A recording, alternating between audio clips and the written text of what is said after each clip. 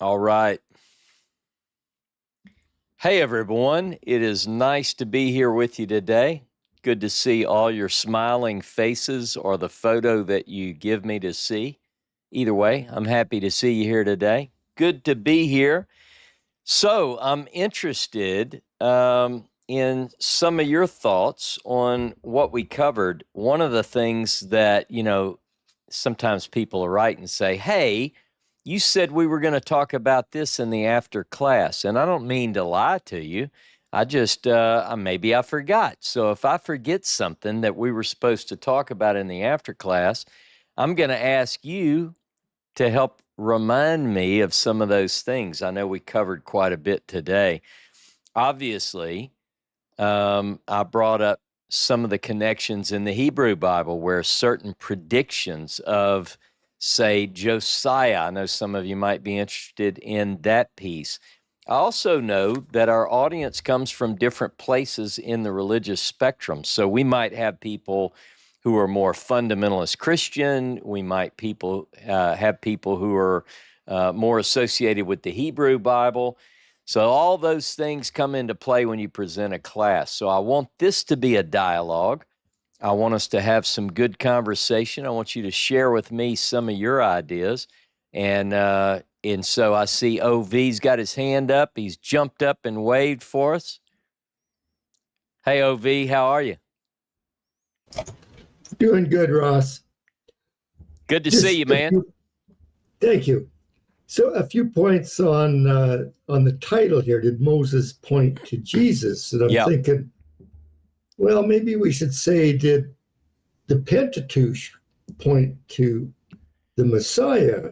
And then break down as into, then we don't have to deal with this. Was this written by Moses himself, or was this written by the collection of people later? Yeah. And pointing to the Messiah or to Jesus, it's like, when did the idea of the Messiah come into this? And a while back, I read a book, a lecture from Margaret Vassar, and she was talking about the shift in time perception of time being circular, constant, never changing, to it being a linear progression, and we get the idea of progress coming in. And that was a shift from fate to destiny. And it seems to me you don't get the Messiah until you get destiny. And I'm not sure when that actually came about. I'm trying to nail down when this shift in time perception happened. Yeah. But I think it was sometime between when Moses was supposed to have been around and when the final Pentateuch actually got written, somewhere in there. So just a few complications to muddy the water here.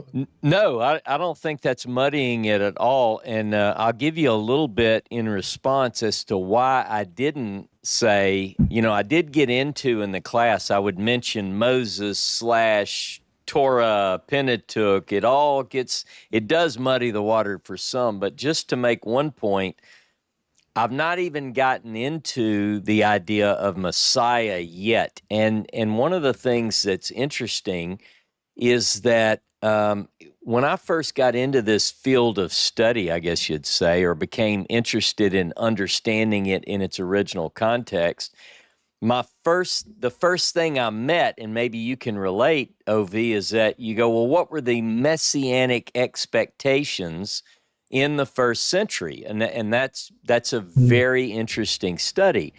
Except that, what if those expectations are not correct? So one of the things that we meet with in the New Testament is, and some scholars pointed out, that it's almost like Jesus is refusing that title, at least in some texts, not in all texts. In some, he says, yes, Peter, only God could show you this. But in other texts, he kind of seems to push away from that. So the first thing that we have to do is, and I'm looking forward to that, and it may even be as early as the next couple of weeks, the next couple of sessions, I do want to get into what is a Messiah, and I know I've taught on this in times past, but I do have some new insights, and I'm going to approach it from a little bit different perspective to kind of uncover some of those things, and I'm looking forward to some of the responses on that. Again, to your point, Ov, if you say, was it, what is it that Jesus has, what is it that the gospel writers are saying, hey, that's me in the law of Moses, the Pentateuch, if that's what it means at the time. So there are a lot of different ways to look at it. So I appreciate your comment. Now, I'm going to throw it back to you if you've got a follow-up on that. Well, I think it leads into, when we get to the New Testament, of what did Jesus think the Messiah was. Yeah. And I think the big thing was that he was really rethinking the whole idea. I mean, he got baptized, and it's like, okay, you're the next king of the world type thing. And he goes in the desert to think about what this means. And yeah, Satan comes and gives him the three temptations, which is turn bread or rocks to bread, become immortal, or economics. Well, those are the three pillars of the traditional king of the world thing. Is like, you feed the people, you're immortal, you got an invincible army, and if you control the economy with those three legs, I mean, that's their traditional king of the world. And I think he looked and saw, well, this empire power model comes and goes, rises and falls. I think there's a better way. Yeah. And nobody wanted anybody to hear about that. Yeah. But I think that's the real story behind Jesus that got written out of history. But I know you're well read. A lot of these others are as well. Do you have, by the way, hold on, let me get it. I just bought the Complete Gospels. This is the newer edition, the 4th edition, by Robert Miller. Do you have that, Ov? no, I don't have that one. I'm gonna add it. I don't know if you can see that, but this is the color scheme anyway. It's called the Complete Gospels, new translations of the Bible's 4 Gospels, plus Thomas, Judas, the Gospel of Mary, the Q Gospel, the mystical Gospel of Mark, 13 other Gospels from the first 3 centuries. And those include something that is a major part of my study right now, and that is this complex, the Gospel of the Hebrews, Gospel of the Ebionites, all the various names for. And so obviously the only way we know anything about this Hebrew gospel is from patristic writings, like what the church fathers may have said. And generally these are at odds with this gospel because it's not the apologetic, it's not the standard version. So anyway, I'm doing a lot of reading on that. And the other book that I've read some of those. Okay. I've read some of those because I've read the Nag Hammadi. Yeah, that's right. That certainly you have Gospel of Thomas and other text in the Nag Hammadi text. The other one I'm reading is the Jewish Christian Gospel Tradition, and this is an academic book. I say this one is as well. This one is put out by what was originally formed as the Jesus Seminar.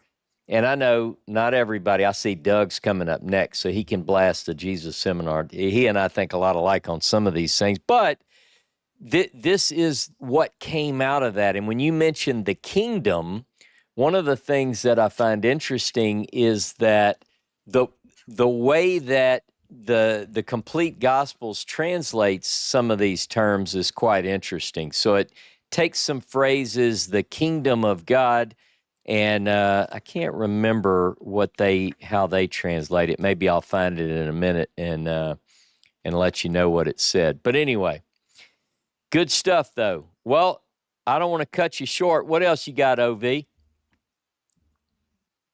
No, I'll stop there. All right. Well, I got more to say, but there's next week and the week after. Yeah, just keep on jumping up when you find something that interests you or something you want to share. Thanks, OV. Brother Doug, how are you, my friend? Doing well, Ross. How are you? Man, I'm telling you, I don't know if it can get a whole lot better. It's a little bit chilly here for my taste, but other than that, I'm fine. You don't know Well, I what wanted cold to, weather is. Let me say, you don't know what cold weather is, do you? Not where you live anyway, right? not now, but I grew up in it. Okay. You get to live where you want to live. So go ahead. What's on your mind, brother? Uh, well, following up kind of on the premise of the whole teaching you had, there was this background of, or backbeat maybe, of the prophecies don't explicitly say in which way, you know, they've been fulfilled. So the New Testament author doesn't say in which way the prophecy's been fulfilled, or even what it is in many of the cases. Mm-hmm. What what I found in my rooting around in prophecy is that that's not the way these first century guys thought, these Jews thought about prophetic words. They thought about, the background theme of the words as being applicable, not the specific event. And the example maybe that is most familiar to everybody is Matthew's birth narrative, Yeah. Matthew 1. Yep. So he starts out with this co-option of Isaiah 7's description of, Isaiah's son being born as a sign Yeah. that God is with those in the 9th century, and that Israel and Syria, is it, aren't going to get together and Right. attack Judah. God's going to take care of that. And in fact, he tells them, hey, in 65 years, they won't even be around. But then he goes on from there into co-opting Isaiah 9 Right. in this, for unto us, a child is born.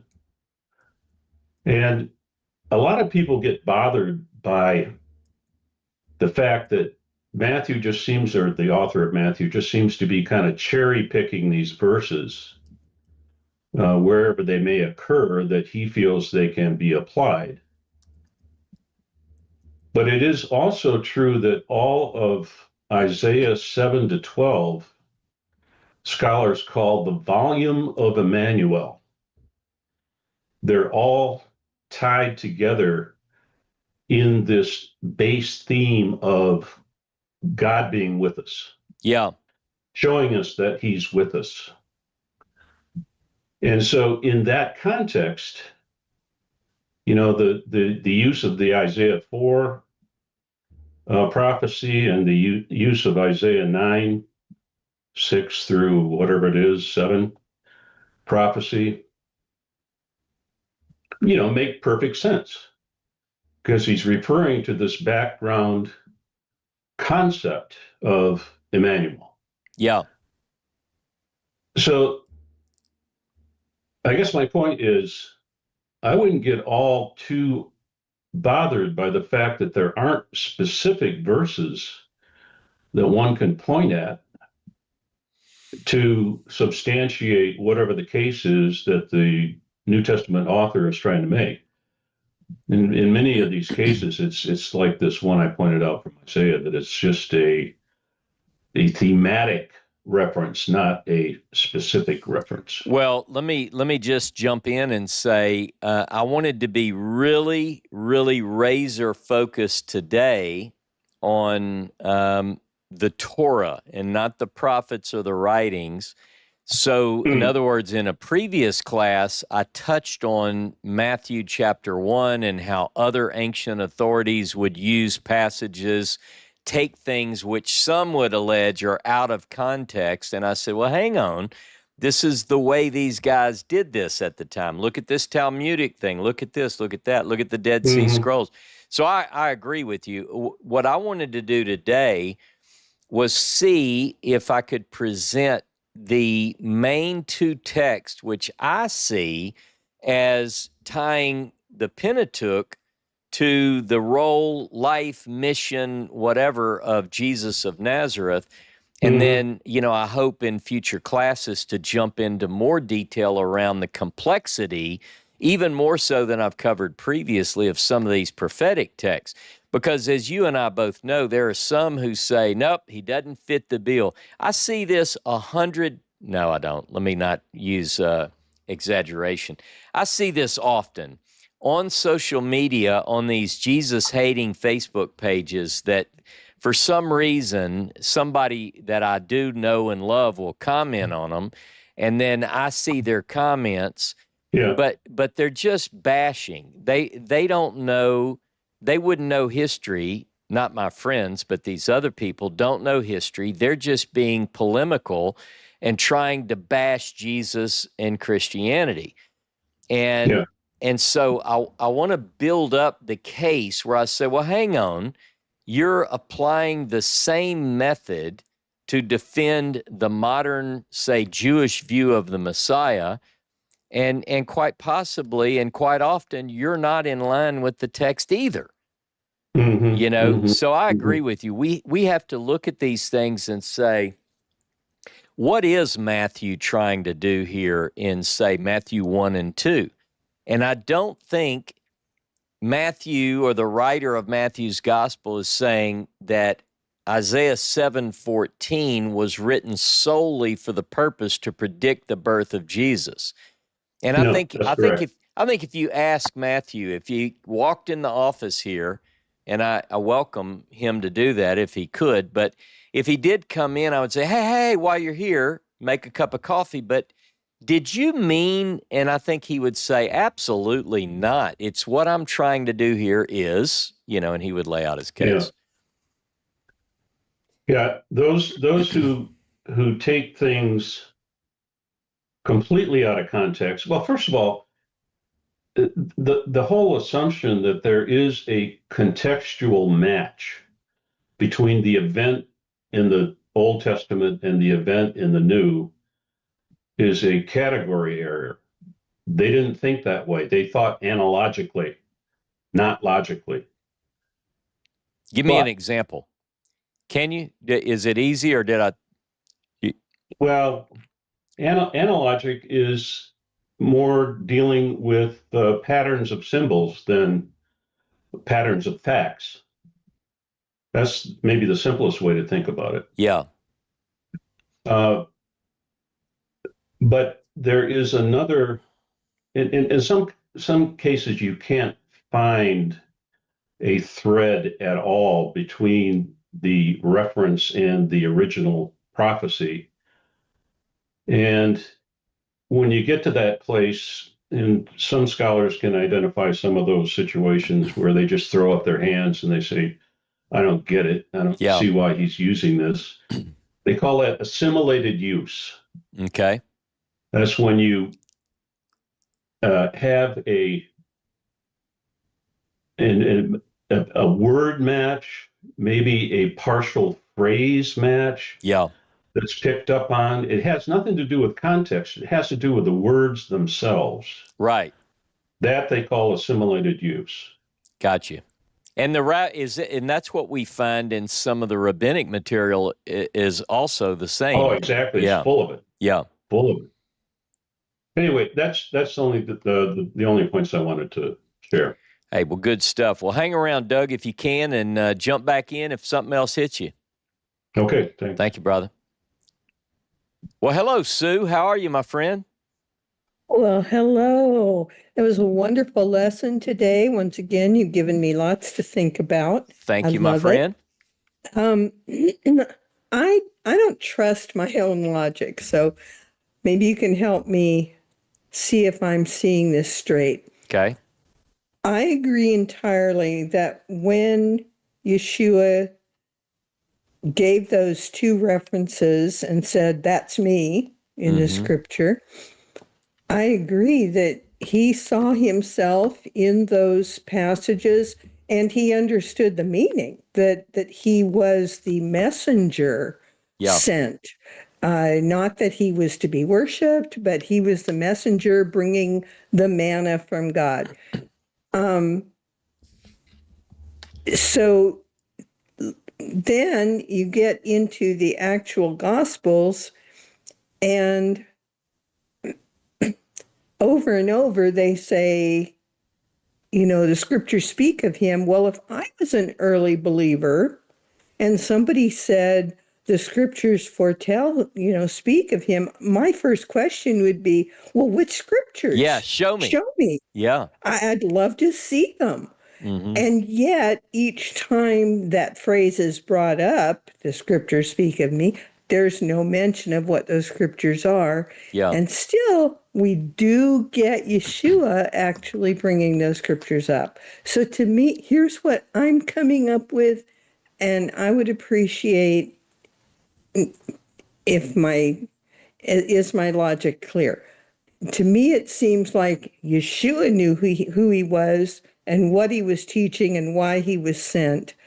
But the the people who wrote the Gospels had a different view of him. And they were being careful to promote that view and to shield their understanding. Does that sound likely? That sounds extremely likely. It sounds like that's exactly what most would say, that you have a mix. And this is not just in the Gospels and the New Testament, but you have certain reflections, even in the Hebrew Bible, where certain agendas become part and parcel with the advancement. So, for instance, a big thing that most scholars see in the Hebrew Bible is this Josianic reform. It's probably the most important part if we're ever to understand the composition of the Pentateuch and that whole world. Like, for instance, over and over, and I'm going to come back to the Gospels in a minute, but I see these as very similar. When you get to Josiah at the end in 2 Kings 23, he is very much described as the epitome of what God was looking for. He brought about this restoration with all his heart, with all his soul, with all his everything, and he's basing that on Deuteronomy, interestingly enough, a lot of overlap. So scholars look at quite a bit in that major block. It's called the Deuteronomic history. From Deuteronomy, you have Joshua, Judges, 1st, 2nd Samuel, 1st, 2nd Kings. There appears to be an intentional, editing process that ties the whole thing together. What we see in the Gospels, in my understanding, is very similar, that what comes about later is then put into the text and it's brought forward, but you do get some stuff that's earlier. And I think that's the task before us, is to try to discern the different layers, if you will. And scholars with the Gospels, they've come up with this idea, well, there's this original gospel, and then, at most people, and don't overreact anyone, but most people believe that Mark is first. Matthew and Luke use Mark. They also use another source. And it's just all this, how did we get where we're at to where we have this Matthew, Mark, Luke, and John the way they're presented? But I'm like you. I think that we do have evidence that there's certainly evidence of a later hand in the Gospels which are pushing a theology and even a Christology that wasn't the original intention. And so we get also traces where Jesus will say things like, why do you call me good? There's one good, God. That's pretty, I think that rings true, first of all, because it's counter to what later evolved. And, just like we pointed out last week, this Trinitarian baptismal formula. Well, that clearly is added later because no one even in the book of Acts knows about a Trinitarian baptismal formula. It's missing in the Hebrew gospel, all these different things. But so how do we get back to the original? I've been through different stages of this, but part of that process involves understanding the time in which they lived, the text that they relied on, and I think all of these things have to be really considered when we're trying to discern what was authentic and what's been added later. Well, I want to thank you and Dr. Tabor too for helping me to get a clearer picture of what Yeshua thought of himself. And that is a real blessing, because I was never a Jesus hater, but I didn't want to hear his name. I didn't want to hear anything about him because I felt betrayed by the church. And now I feel free to love him and even admire what he was trying to do and see him from a different perspective. So thank you very, very much. Well, and I thank you for being on this journey with us, because all of us bring to the table various studies that we've done over the days and years. And, it's a joint effort. It's a seminar, a quest for, like they've been doing for 200 years. Scholars have been on a quest for the historical Jesus. We're just part of that. Well, keep it up. Hey. And thank you. Thank you, everybody. Shavua Tov. So I see in the chat, thank you, Sue. I see in the chat, I held these books up too quickly. Here's one. You see the picture on the cover, if you can see that. I know it might be kind of small, but it's called The Complete Gospels, fourth edition by Robert J. Miller. And this is the one. Now, I have the third edition, the second edition, the first edition. My library is full, but I always want the latest, greatest. So these booksellers get me every time. They don't even have to be good at their game. I'm going to do it. I'll go without food to get a good book. So this is the one that I'm using for my personal study. And then the other book that I held up is a little bit more difficult to find, but I think Angel found a copy of this, if I'm not mistaken, or she may have had it. But it's called Jewish Christian Gospel Tradition. It's published by Brill, Brill, and the author's last name is Klijn. That's not a Louisiana name. I think if I tried to pronounce it, someone would giggle because I'd probably miss it. But AFJ, three initials, AFJ, Klijn, Jewish Christian Gospel Tradition. And this has, to my knowledge, every reference from patristic literature, from the church fathers and some of these early Christian writers, where there's mention of the Jewish Christian gospel, whether it's called the gospel of the Ebionites, the gospel of the Nazarenes, the Hebrew gospel.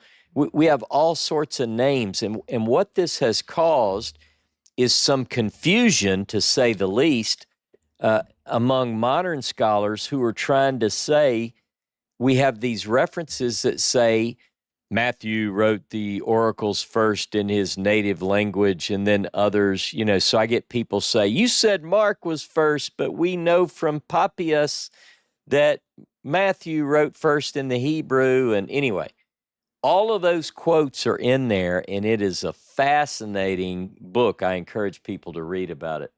And there are a couple other books I'm reading along those same lines, but let's bring James Erickson up. Brother James, how are you, friend? Oh, good. Thank you. How are you doing, Ross? Man, I am doing well. I'm doing well. How are you? Good. Did you have a nice time yesterday with your family? I had a wonderful time. Always have a good time with family. They still like me, and I love them deeply, so we usually have a pretty good time. Oh, that's great. Well, anyways, to get to it, you mentioned the Gospel of Luke and chapter 16, right? Say it again. I mentioned what? Yeah, the Gospel of Luke and chapter 16. I did, yes. Okay, so we're going to go back there. Okay. Anyways, I took this course a while back ago on the Gospel of Luke by Dr. Robinson. That's his last name there, Brian J. Robinson. Okay. So anyways, he started out in that chapter telling us that parables do not name real people. Yeah. So as he is going along, people don't actually see this, but the rich man that died Yeah. wasn't named. Right. Didn't have and there's a specific reason for that. He's got 5 brothers that are alive. Yeah. And so when he goes down to the opposite place where Lazarus was, he says, have Lazarus dip his finger in water, touch my lips, all that. But Yeah. anyways, then he says, Abraham says to him that, he says to Abraham, let somebody come from the dead and tell my brothers Yeah. what this place is about. Yeah. And they have Moses and the prophets, so I just wanted to point out that that's a real person. He had 5 brothers, and there wasn't a name given to him specifically because where his brother was located at in Shiloh, the realm of the dead. Sheol, yeah. In the realm of the dead. So he was on the opposite side, the chasm, they call it, a great gulf. He was on the opposite side. He wasn't resting. He wasn't a believer in the resurrection. He didn't believe Moses. Mm-hmm. So and it doesn't say if he's a Sadducee, it doesn't say if he's a Pharisee, but just says that. Yeah. Right. So anyways, I wanted to bring that point out that it's a real person, and he had real brothers, and the reason why his name wasn't given is because of his family. Have you heard that before? I have not. I'm not going to say that it's true or not true, but before I would say that it's a real person, I would say, well, what attestation do we have of that? In other words, is it just some Bible teacher like me or you who says that, or do we have evidence that it was a real person? It could very well have been a real person. I think we just don't know for sure, at least based on what we have. But it could be. It could be a real person, I guess. Okay, that's all I have to say. Yep. And but I tell you, it is interesting because I was just reading in Josephus, and this idea of the unseen world in Hades, where the man is in torment. Josephus gets into this. What were the views in the first century about Hades and the place where the good would go? Where you would go and be with someone, guess what? In the bosom of Abraham. So a lot of these things that we read these stories, and there are concrete evidences that put us in that time. So it could very well be a real person, like this guy says, because we're also dealing with prevalent views at the time. Now, one thing that I have seen is that Lazarus in the Hebrew versions is presented as Eliezer. And, because he is named, whoever this servant Eliezer is. So interesting stuff, though. Oh, so to bring that place of torment, the Greek have a word for that, and Yeah. even Peter brings that out. It's Yeah. called Tarsus. Tarsus. Tartarus. Yeah. Yeah. Tartarus. Yeah. Yeah, Tartarus. Yep. Yeah. So I mean, even the Greek knew that. I mean, there was they knew it was they had their ideas of what the afterlife was about. They believed in it. Yeah. Good stuff, though. Isn't it fun? Yeah. Okay. Well, thank you. Hey, brother, have a good day, and I appreciate you. Hang around. You may have something else to ask. Let me All right. let me comment. Todd and Angel beat me to it. Mary Ann said, according to Scripture, the dead can't talk. And I see Todd and Angel said Samuel did with the witch. What is forbidden is to not have conversations, at least in the Deuteronomic law, not to consult the dead. And we see that elsewhere, like Isaiah, where it talks about there's a communication. People are trying to do this. It doesn't say you can't, meaning that you could possibly do it. It says you should not and don't. But in this parable, this rich man, and I've never really considered that it might be true. I think that that it's actually real people alive or dead at the time. But what I have considered is that it is like so many other parables. It's meant to teach something, and the main takeaway for me is listen to the Torah and the prophets. Hear the law and the prophets, because that is more important even than someone rising from the dead. So anyway, let's see what our sagely brother Michael Gibson has to say. What's happening, brother? Not much, Ross. How you doing today? Man, I'm telling you, I am doing wonderfully. How are you, sir? I'm fine, and I hope everybody else is. First, I want to ask you a question of your opinion. It seems that I have noticed that most of the time in the New Testament, you find references that are from the Septuagint, agree with the Septuagint, rather than what we have now, this Masoretic text. Mm-hmm. So that tells you that it's at least 300 years older than anything. Well, it would be the go-to, for all the believers right after the turn of the century. Yeah. And it's already very popular in diaspora. Well known. Okay. Now, the rest of this, I'm just going to give my opinion, and as an honest sage, I'm going to have to say that I didn't come up with any of this on my own. This is just what I think. Of course, the temple was ransacked by the Romans when it was 70 AD. Okay, so they made off really with there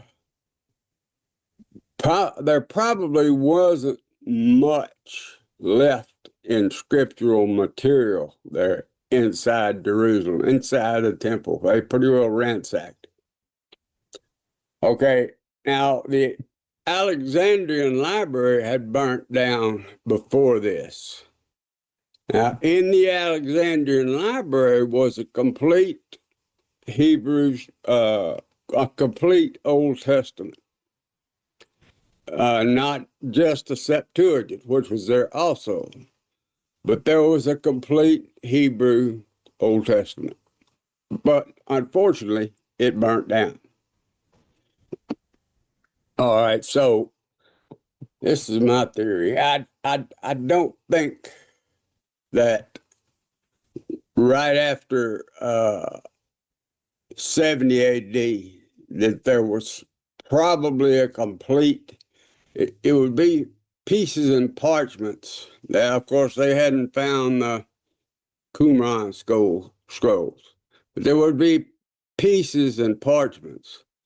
But people already in diaspora, and perhaps even in Israel, they had copies of the Septuagint. All right. So, Jesus, Yeshua, is crucified around 30 AD. All right.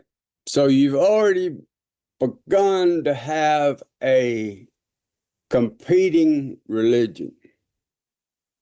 There's predominantly Jewish, but now you also have a competing religion. There are followers of Yeshua.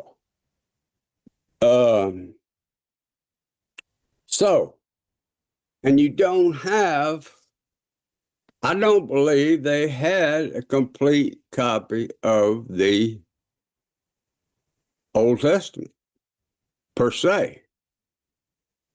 I can't hear you for some reason. Certainly not carrying it around in their book bag like me. Yeah, codex or anything. Yeah. Well, of course, there weren't any codexes yet. Let me see what this, there was a note there, but it went away. So that brings us to Rabbi Akiva or Akiva. Yeah. And he was even though he was not Jewish, he had converted and he had,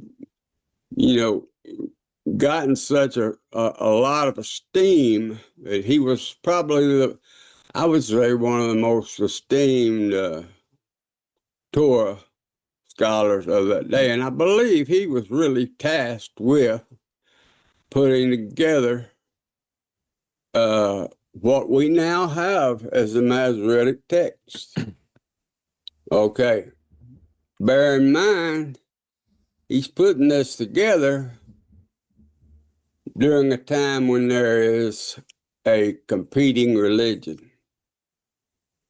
You see? Mm-hmm. And that's why that's one of the reasons why there's such a huge difference between what we read in the Septuagint, which I consider to be pretty reliable.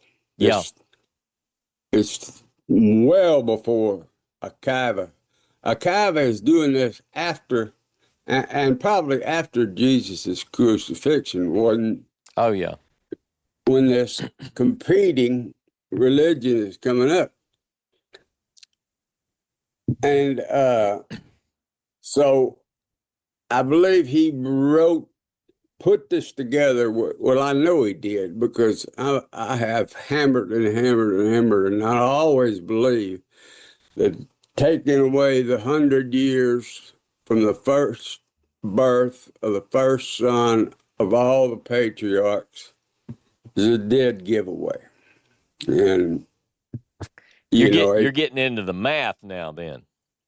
Well, that's just one of the things. Yeah. He did this, and I'm going to tell you why he did it. He wanted people to believe that Shem, Noah's son, was Melchizedek. Mm. And the only way he could do that mathematically was take away 100 years from the age of the first son born of the patriarchs. See, I'm not familiar with this. Doesn't mean anything other than I may have read it at some point, just don't remember it.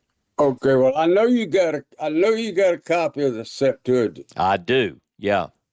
And you can easily go there and you can see that there's 100 years subtracted from the age of the firstborn son of all patriarchs.